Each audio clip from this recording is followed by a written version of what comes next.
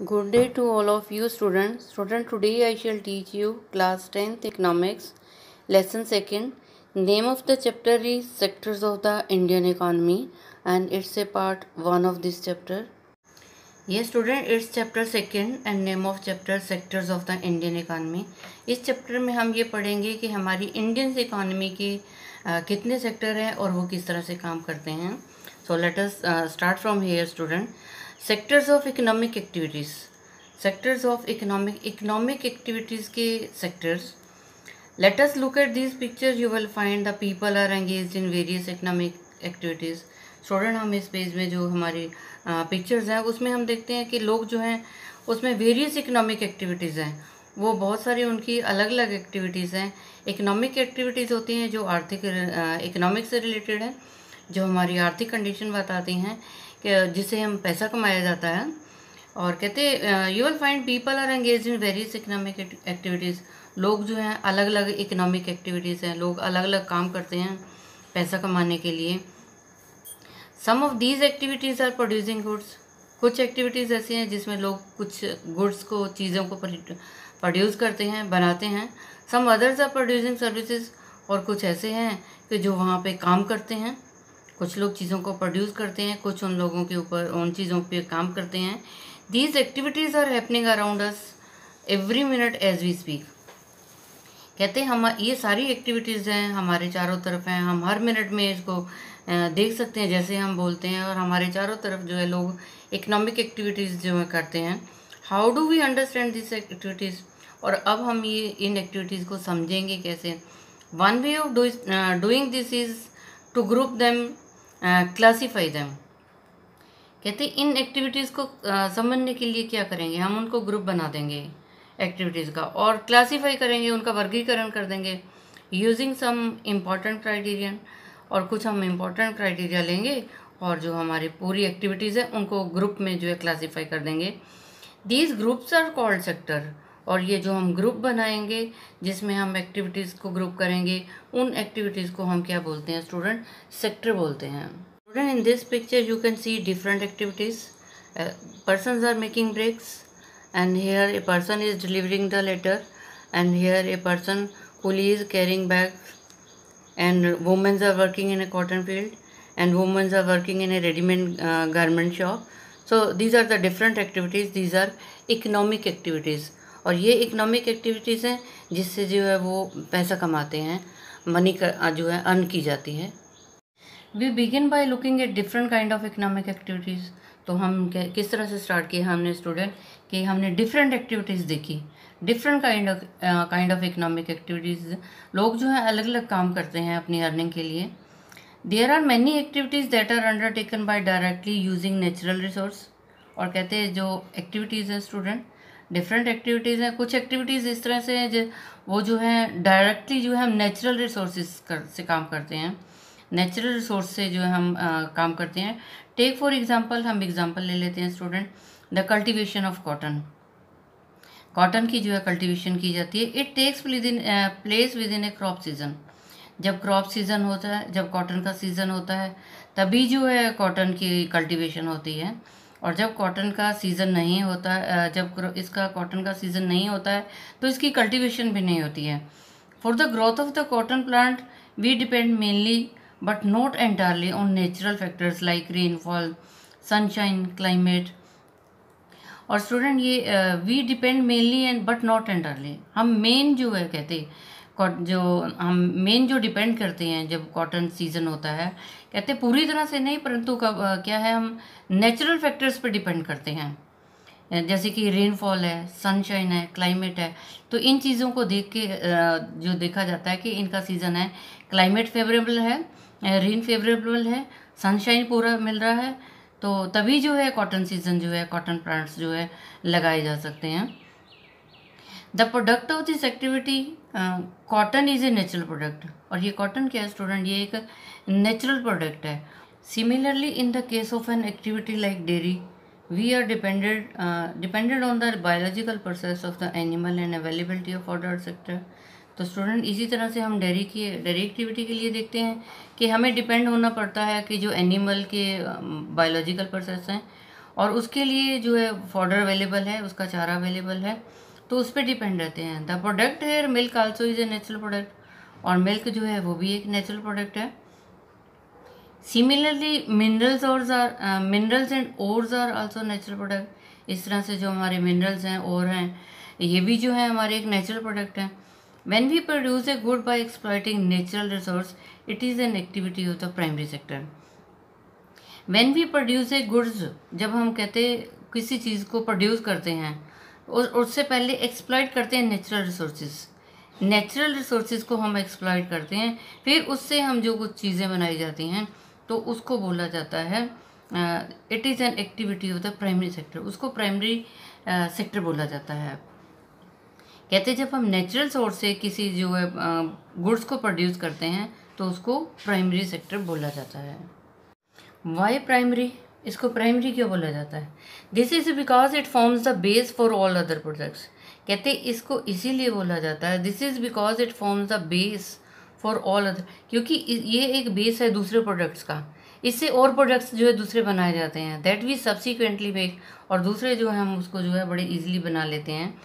Since most of the natural products we get are from the agriculture, dairy, fishing, forestry, this sector is also called agriculture and related sector. कहते since most of the natural products we get, कहते बहुत सारे natural products हैं ना, हमें कहाँ से मिलते हैं? एग्रीकल्चर से मिलते हैं, डेयरी से मिलते हैं, फिशिंग से मिलते हैं, फॉरेस्ट से मिलते हैं, इसलिए इसको जो हम एग्रीकल्चर एंड रिलेटेड सेक्टर भी बोलते हैं। इसको प्राइमरी सेक्टर भी बोलते हैं और इसको एग्रीकल्चर और रिलेटेड सेक्टर भी बोलते हैं, क्योंकि हमें ये नेचुरल चीज़ों से मिलता है। नेचुरल चीज़ें क्या है? एग्रीकल्चर है, डेयरी है, फिशिंग है, फॉरेस्ट है, ये नेचुरल चीज़ें हैं। इनसे जो है हम जो प्रोड्यूस करते हैं उसको जो एग्रीकल्चर और रिलेटेड सेक्टर बोलते हैं। स्टूडेंट नेक्स्ट सेक्टर है, हमने प्राइमरी सेक्टर पढ़ा, तो अब ना हमारा नेक्स्ट है the secondary sector. The secondary sector covers activity in which natural products are changed into other forms through way of manufacturing that we associate with industrial activity.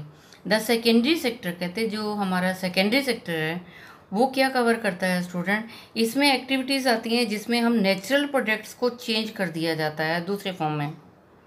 Natural चीज़ें जिससे हमें मिलती हैं उसको तो एग्रीकल्चर बोलते हैं, प्राइमरी बोलते हैं, और फिर नेचुरल से जो हम चीज़ें ले लेते हैं उसको हम दूसरी फॉर्म में बदल देते हैं। और हम दूसरी फॉर्म में कैसे बदलते हैं? मैन्युफैक्चरिंग करते हैं उसको, और ये एसोसिएटेड विद इंडस्ट्री, जो इंडस्ट्रीज़ में जाती हैं वो चीज़ें और उसको जो है मैन्युफैक्चर करते हैं, तो उसको बोलते हैं सेकेंडरी सेक्टर। प्राइमरी सेक्टर में जो है नेचुरल चीज़ें होती हैं, नेचुरल रिसोर्स से ली जाता है, और यहाँ आके इंडस्ट्रीज़ में, फैक्ट्रियों में जो है इसको मैन्युफैक्चर किया जाता है, बनाया जाता है, इसलिए इसको सेकेंडरी सेक्टर बोलते हैं। It is the next step after primary, और ये जो नेक्स्ट प्राइमरी के बाद में क्या हुआ, ये नेक्स्ट स्टेप हो गया सेकेंडरी का। The product is not produced by nature, और यहाँ पे प्रोडक्ट जो है नेचर से प्रोड्यूस नहीं हुआ, but has to be made and therefore some process of manufacturing is essential. कहते हैं नेचर से तो ठीक है, नेचुरल तो रिसोर्स हमें मिल गया, लेकिन उसको जो हमने मैन्युफैक्चर का प्रोसेस यूज़ किया जो कि बहुत ज़रूरी है, तो उससे प्रोडक्ट बनाए जाते हैं। This could be in A factory, और ये जो मैन्युफैक्चरिंग का काम है ये फैक्ट्री में हो सकता है, वर्कशॉप में हो सकता है, घर पे हो सकता है। For example using cotton fibre from the plant, कहते हैं हम ये एग्जांपल ले सकते हैं कि कॉटन जो है, cotton fibre from the plant से हम कॉटन लेते हैं, तो वो तो एक प्राइमरी सेक्टर हो जाता है। We spin yarn and weave cloths, तो कहते कॉटन जो है वो तो एक नेचुरल प्रोडक्ट हो गया। उसके बाद क्या हुआ student? We spin yarn, cotton हमने लिया, वो तो हमारा था प्राइमरी सेक्टर, और फिर हमने जो है कॉटन को स्पिन यार्न किया, उसको जो है सूत काटा उसका चरखे पे, एंड वीव क्लॉथ, कहते उसका यार्न बनाया, सूत बनाया, फिर उसका कपड़ा बनाया, तो ये हो गया स्टूडेंट मैन्युफैक्चरिंग, तो इसको हम बोलेंगे secondary sector. Using sugar cane as a raw material we make sugar और गुड़, शुगर केन है ये तो स्टूडेंट प्राइमरी है क्योंकि नेचुरल है और कच्चा मटेरियल है, और उसके बाद उसको जो है चीनी बनाई जाती है, गुड़ बनाया जाता है, तो वो ये मैन्युफैक्चरिंग हो गया, ये सेकेंडरी सेक्टर हो गया। We convert earth into bricks and use bricks to make houses and buildings, और कहते वी कन्वर्ट अर्थ, सॉइल तो जो हमारी मिट्टी जो होती है वो तो है हमारा नेचुरल रिसोर्स है, और उसके बाद जो है, और वो प्राइमरी सेक्टर है। ब्रिक्स हम बनाते हैं और ब्रिक्स से घर बनाते हैं, बिल्डिंग बनाते हैं, तो ये मैन्युफैक्चरिंग प्रोसेस हो जाता है, इसलिए इसको सेकेंडरी सेक्टर बोलते हैं। Since this sector gradually become associated with the different kind of industry. तो ये हमने क्या पढ़ा कि हमारी ये वाला जो सेक्टर जो है, since this sector gradually become associated with the different kind of industry. Secondary sector में क्या डिफरेंट काइंड ऑफ इंडस्ट्रीज हैं that came up, it is also called as industrial sector. तो सेकेंडरी सेक्टर को हम industrial sector भी बोलते हैं।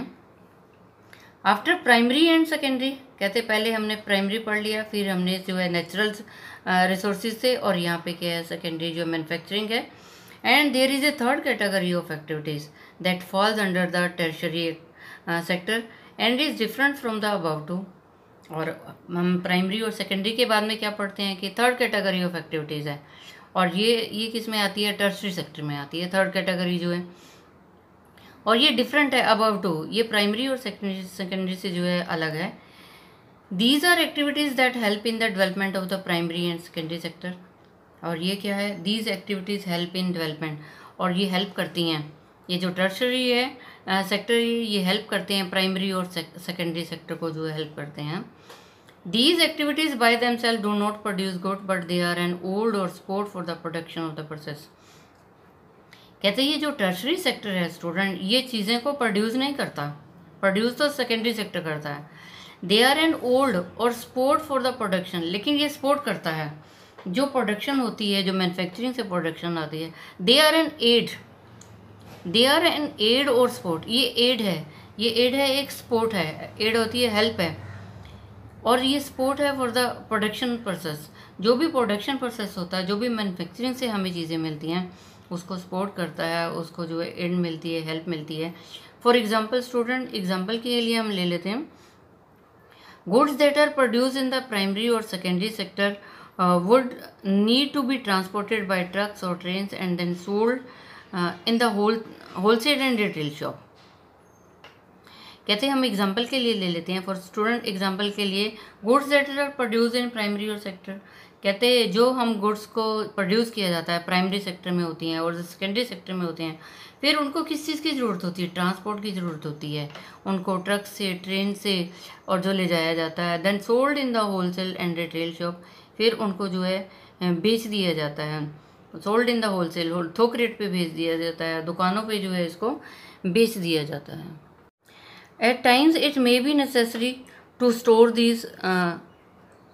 This in godowns, कहते at time it may be necessary, और क्या होता है जब प्राइमरी सेक्टर से सेकेंडरी सेक्टर से जो है हमें चीज़ें मिलती हैं, प्राइमरी से सेकेंडरी में जाती हैं, सेकेंडरी से फिर वो टर्शरी में आता है, कि at time it may be necessary, जब चीज़ें मैन्युफैक्चर होती हैं तो उनको स्टोर करने की ज़रूरत होती है, कि उनको स्टोर किया जाता है गोडाउन्स में। We also may need to talk others over telephone और सेंड लेटर्स, कम्युनिकेशन और borrow money from banking to help production and trade. Transport, storage, communication, banking, trade are some example of the tertiary activities.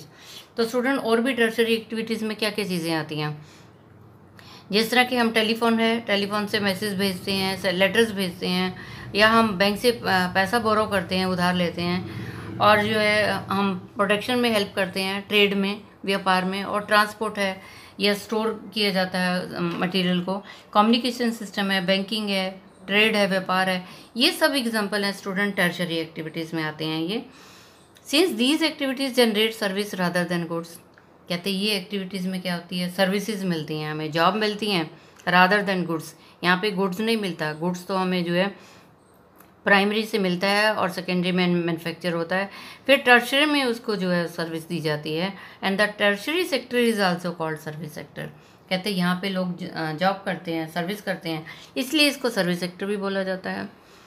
Service sector also include some essential service, कहते हैं service sector में इसमें भी कुछ बहुत ज़रूरी services हैं, that may not directly help in the production of goods, कहते हैं ये डायरेक्टली हेल्प नहीं करते गुड्स को प्रोडक्ट करने में, गुड्स को बनाने में, मैन्युफैक्चरिंग करने में।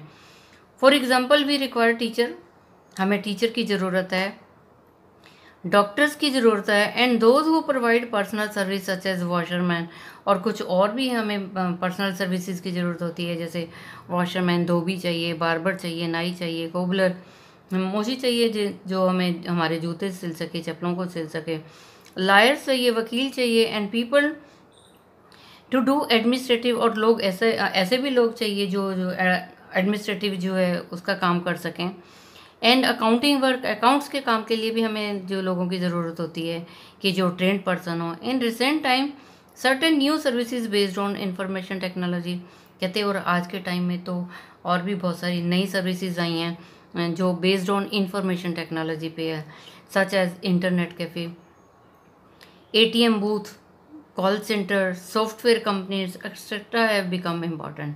कहते हैं आजकल ये नई जॉब भी आ गई, नई चीज़ें भी आ गई हैं, नई टेक्निक आई है जिसके लिए और भी ज़्यादा सर्विसेज की ज़रूरत है कि ATM बूथ है, इंटरनेट कैफ़े है, कॉल सेंटर है, या सॉफ्टवेयर कंपनीज़ हैं, तो इनमें भी जो है सर्विसेज की बहुत रिक्वायरमेंट होती है।